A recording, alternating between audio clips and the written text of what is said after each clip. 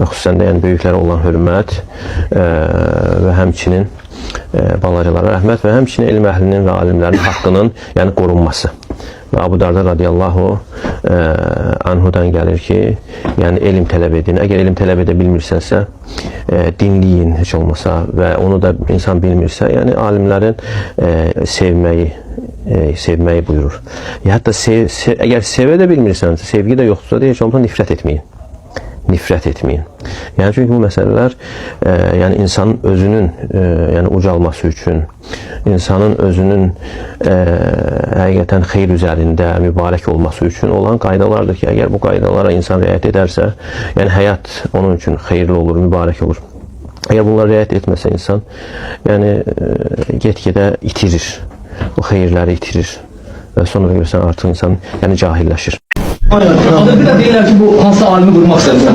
Alimin gitmiş. Abdullah Buxari haqqında adıma. Buxari deyil, Abdullah Buxari'də Hafiz olmayan bizə doktora girmiş. Neçə yılında bu?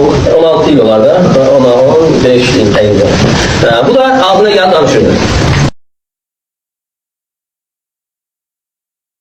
Yani biz onu cemaat dedik, bu selef olur. Hatta orada terkip var, İsrail Şeyhlerden Üniversitetin özünde. Diğer Şeyh Abdullah Atif var. Ondan soruşuram. Diğer bu ne demek? Bunlar da bilirler ki bu düzgün eləmir. Hatta Şeyh Tarih Mələk gözden söz dedik ki adil deyir. Diyor, ağlı insan İslam'a gelir biraz da gözəlləşir ama səfih İslam'a gelir kör uyur.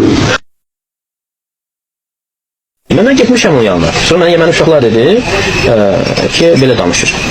Və getdim yanına, dedik mən yanıma istəyəm gəlmişdi. Gələrəm də istərsən məni tanımadan da danışırsan. Və danışanda görürsən ki sözündən ki qaçdı. Və sonra hətta il yaxında işmişəm Liviyadan ya da Tunisdən qardaşlar gəlib tükürürlər üzünə ki onun sözünün üzərində qırğınlar çıxır. Yəni bu arxadan danışır ama bizə çıxa bilmir. Yəni biz tanıyırıq da kimdir o.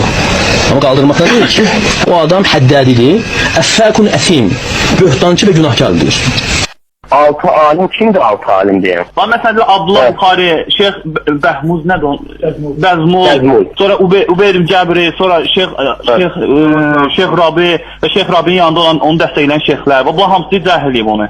Onlar hamısı bir dəstədə yürüyen başka kim var? Onlar hamısı bir dəstədə yürüyen başka kim var? Yani Şeyh Rabi evvel həmişə bize təhliliyə qarşı idi, vururdu. Yani onun hamısı iki əlli razıydı. Ama axır vaxtlar ise yani sələflərə qarşı olduğuna göre sələflərə də yani şeyh yani cəlb elədiyinə göre Şeyh Abdullah razılaşmıyor. Necə məsəl üçün, yəni dində iqamətə özü də, məsələn, vaxtlaydı ki, təkbirçilərə qarşı və yaxud da bir də tərəfə qarşı danışanda o razıydı. Ama sonra başladı sələflərdən danışmaq. Siz kitab oxuyub insanlara xeyirxahlığı əmr etdiyiniz halda özünüzü unudursunuz? Məyər anlamırsınız?